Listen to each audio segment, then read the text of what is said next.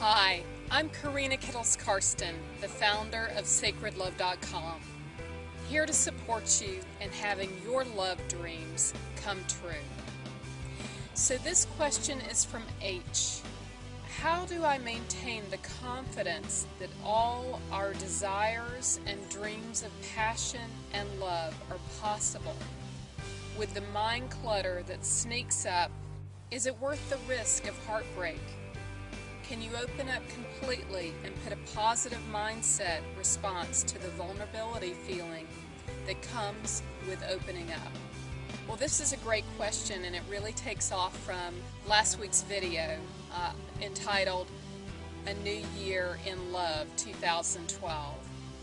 And in last week's video, I talked about creating a vision and keeping it as a visual, and that you have to, in order to really break through, you have to create a new view, a new perspective on love. And I talked about how important it is to be visual about it. I want to continue the conversation with this answer. It takes discipline. And we're used to disciplining ourselves in how we might eat, how we might exercise, thinking positive thoughts, certainly. But there is also a lack of discipline when it comes to being mindful of what we are thinking and feeling about a specific area of our life, such as love. And when you've had heartbreak, when you've had emotional upset, when you've had relationships that have failed, it is very easy for your mind and your emotional state to keep going back to those unfulfilling thoughts, those heartbroken feelings. Even though it was painful, something can be comforting about going into that emotional and mental state of thinking about those unhappy feelings. There is a possibility of breaking through that mind clutter by being disciplined. And literally, it takes disciplining yourself moment to moment, hour to hour, day to day. It is a visual.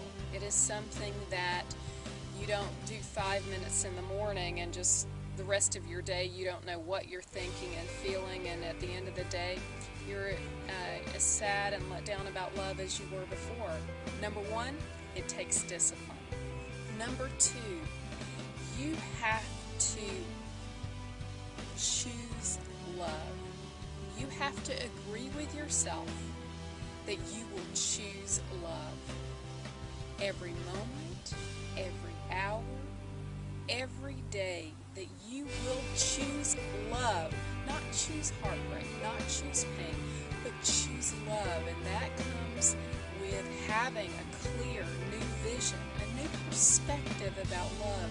That old story cannot live in a place of a true new perspective about love. And when you have a true new vision, a new perspective on love, then you have to keep choosing it. Choose love and communication. Choose to love yourself in the way you put yourself together every day, in the way you interact, and choose activities rather than going home and being by yourself. Make every action a choice of love. That's number two, choose love. And three is that you asked about the vulnerability of opening up again.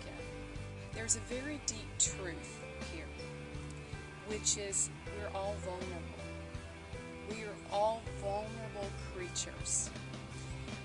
And we think that the way to combat that vulnerability is by guarding ourselves. But in actuality, the safest position is open. The safest position in love is pure openness. From an open place, we can see clearly, we can feel truly, and we can assess a situation much better than if we're guarded. when we're guarded, we attract more things that we will want to guard ourselves from.